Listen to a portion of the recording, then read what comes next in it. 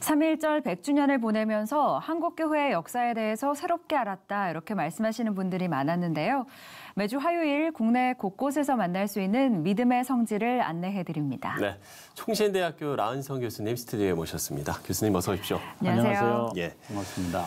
자, 3.1운동 100주년을 통해서 특집 방송을 상당히 많이 했었고요. 저도 여러모로 이번 기회를 통해서 역사 공부를 할 수 있는 그런 시간이었는데 이 3.1운동이 전국 규모로 일어날 수 있었던 게 이게 보니까 뭐 전국적인 교회와 또 기독교 학교 조직 덕분이었더라고요. 그렇죠. 네, 그렇죠. 왜냐하면 당시에는 지금처럼 SNS가 없기 때문에 이것을 사람들에게 알릴 수 있는 길은 그 학생들에게 특별히 젊은 학생들에게 이 선교사님들이 이제 강의를 하면서도 그렇고 그다음에는 이제 그분들이 여러 매개체들, 잡지들 이런 것들을 만들어서 그들에게 전했고 그들이 또 고향 이러다 보니까 자연스럽게 그렇게 됐죠.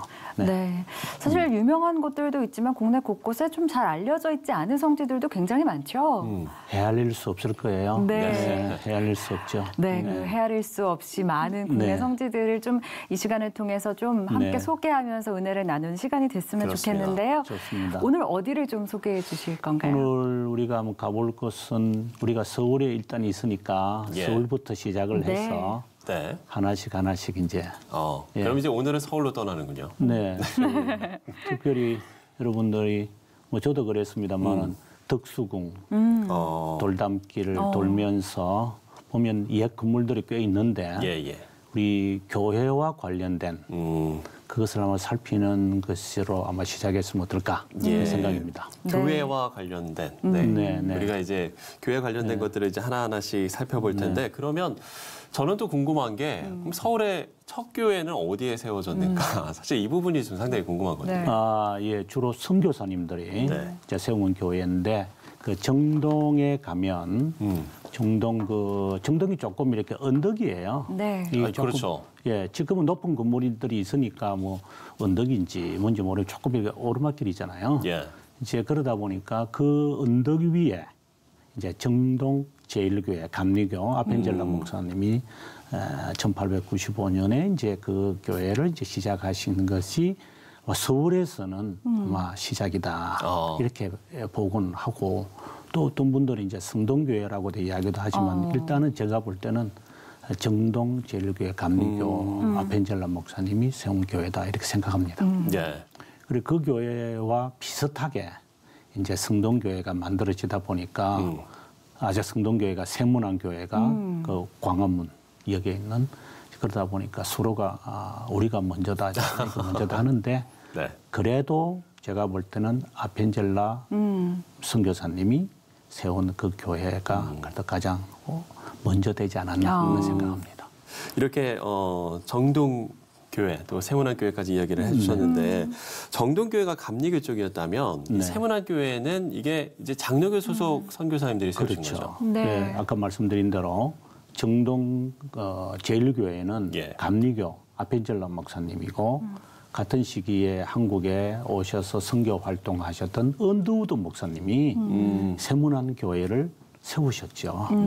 사실상 그 두 교회는 단순히 그냥 건축 양식에만 중요한 게 아니라 거기에 나온 인물들 또 아다시피 그 정동교회는 정동제일교회는 그 옆에 바로 붙어 있는 과거에 있었던 그 배제학당이라든가 그다음에 이화학당이라든가 지금은 뭐 이화 여고로 사용되지만 또 배제학당은 또 사실상 지금은 그 건물은 없죠. 그러나 왜냐하면 6.25 때문에 학교를 부산으로 초량으로 좀 옮겼다가 다시 오면서 교회 그 학교는 없어졌지만 그것도 박물관이 지금 남아 있으니까 그걸 보고 우리가 이제 과거에 배제학당이 어땠다는 것을 아는데 그러다 보니까 자연스럽게 세문안 교회보다는 정동제일교회가 좀 더 많은 분들에게 알려진 것 같고 또 건물도 보면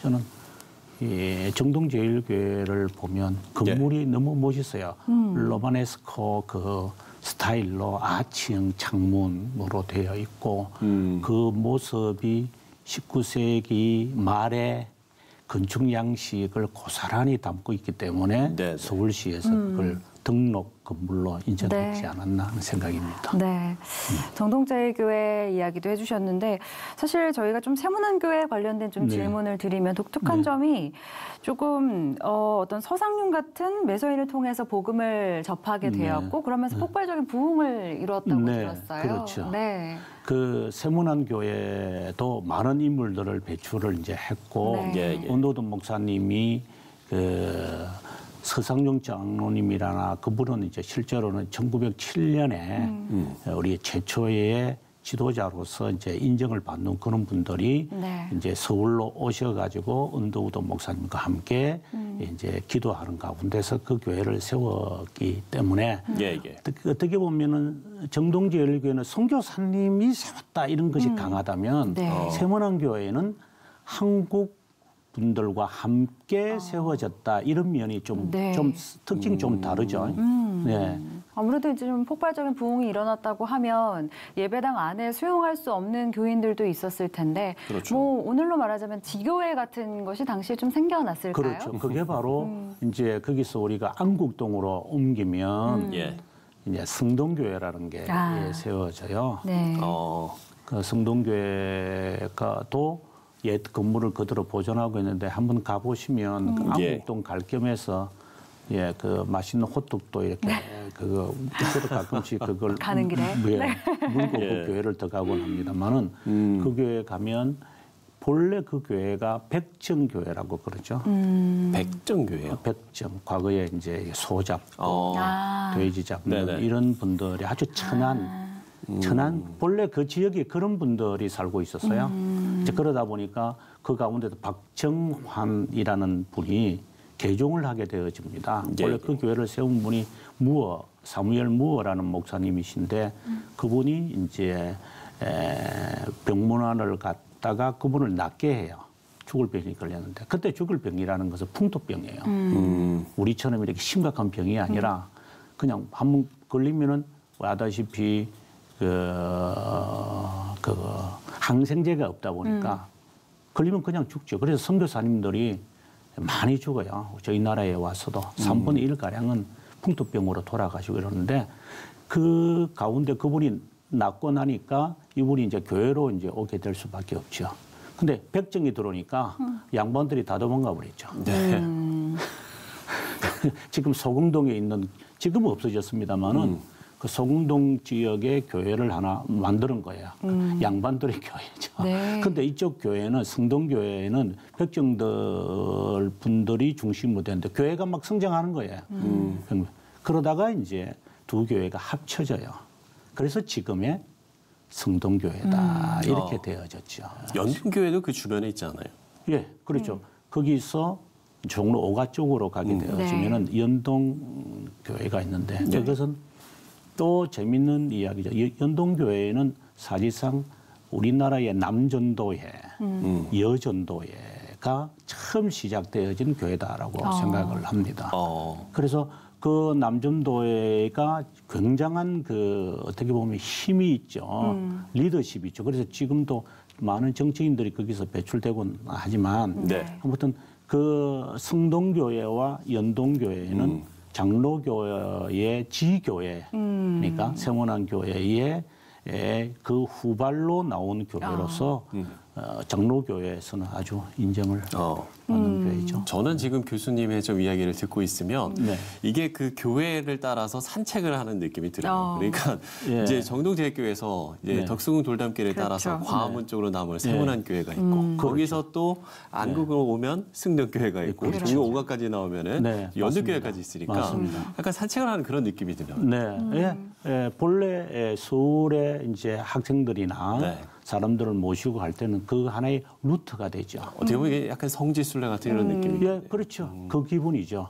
이제 그냥 제가 외국에 탐사를 갈 때 보면 단순한 그는 뭐 좋은 장소 가는 것보다는 그런 의미를 찾아서 이렇게 한 바퀴 돌고 그것에 대한 깊은 뜻을 찾아낸다면 특별히 그 아까 제가 이화학당 이야기를 잠깐 언급했는데 이화학당의 그 건물 가운데 하나가 지금 남아 있는 게 심슨 가족이 기증한 건물이 있어요. 네. 그 안에 가보면은 이와 당시의 이야기, 특별히 그 유관순 열사의 이야기가 그게 많이 담겨 있으니 이번에 얼마 전에 3.1절이었는데 네. 그 관련되어져서 볼 게 많다기보다는 네. 네, 감동이 많이 있죠. 네, 그렇군요.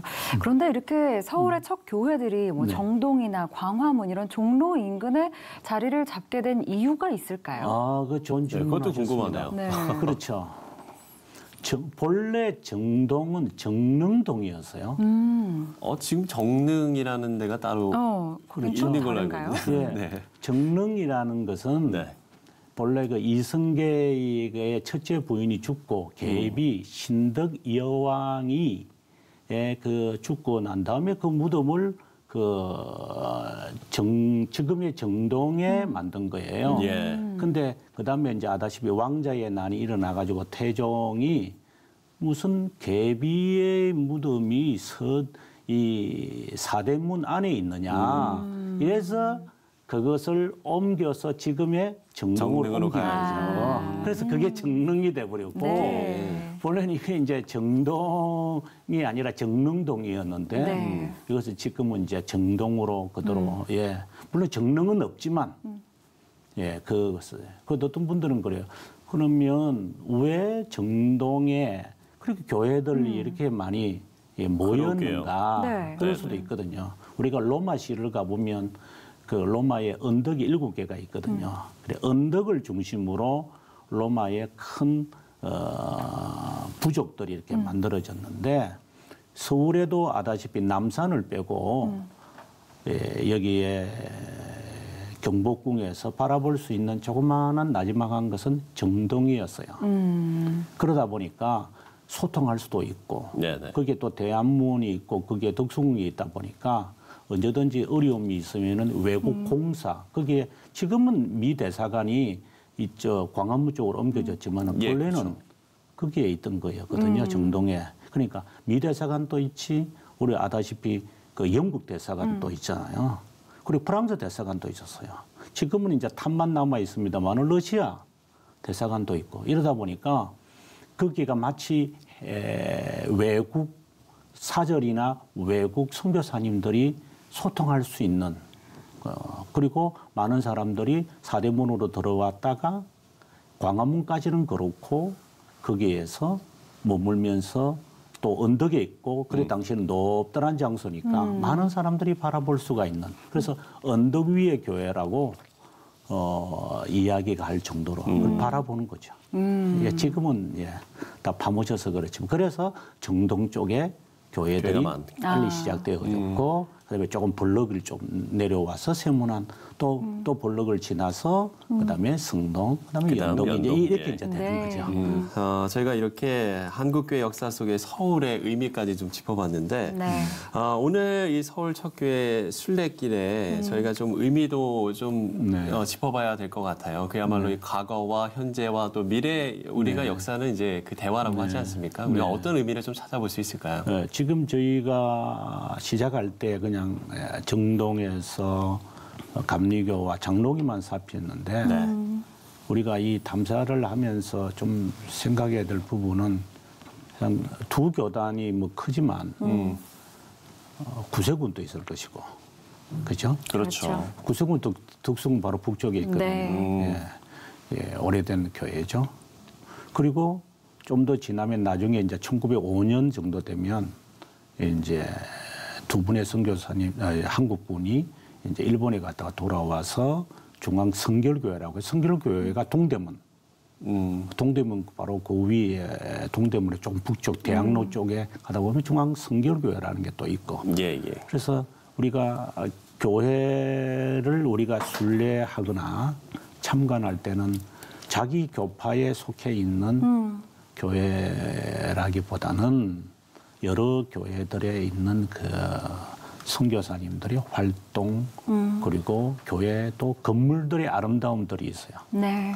그 건물들의 아름다움까지 보면서 이 역사를 잊어버리지 말아야 되겠다 하는 그런 것이 된다면 우리의 이 시간들이 한번 값지지 않겠나 하는 생각입니다. 네, 좋습니다. 사실 저희가 일상 속에서 굉장히 많이 지나치는 그런 그렇죠. 장소들입니다. 그렇죠. 맞아요. 네. 오늘 교수님 말씀하신 내용 들어보니까 꼭 한번 일부러라도 뭐 추천해 주신 호떡도 좀 먹으면서 한번 들러봐야겠다는 그런 생각이 들었습니다. 좋습니다. 네. 라은성 교수님 함께했습니다. 교수님 오늘 말씀 감사합니다. 고맙습니다. 감사합니다. 고맙습니다.